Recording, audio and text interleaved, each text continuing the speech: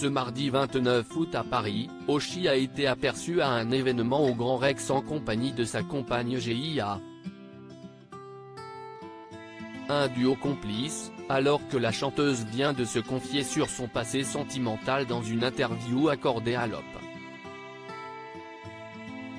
Ce mardi 29 août au Grand Rex à Paris se tenait l'avant-première Netflix de One Piece. La célèbre série de shonen manga créée par Eiichiro Oda sort en live action sur la plateforme de streaming.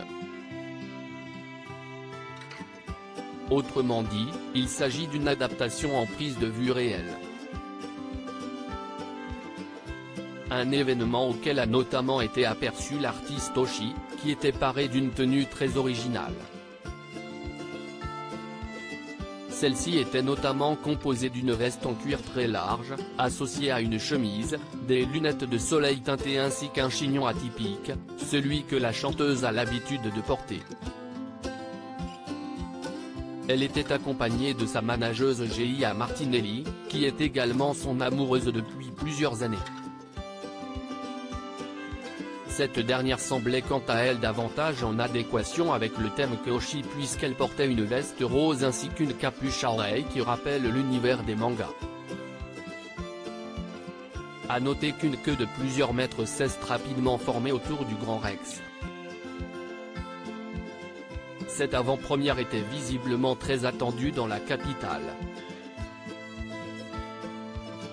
Précisons également que ce jeudi, l'Op a dévoilé un nouveau numéro de son magazine, dans lequel Oshii prend la parole, dans le cadre de la sortie ce vendredi de son 4e album intitulé Cœur Parapluie.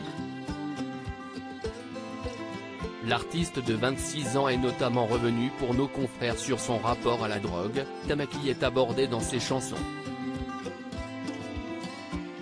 Elle explique alors ne pas en consommer, en tout cas plus depuis son adolescence et une déception amoureuse qui l'avait poussé à essayer. À 18 ans, j'ai raté mon bac et la fille dont j'étais amoureuse depuis 3 ans m'a quitté. J'ai un peu lâché prise. J'étais une ado en crise, avide de liberté, je sortais en soirée techno, je buvais trop, je fumais des joints.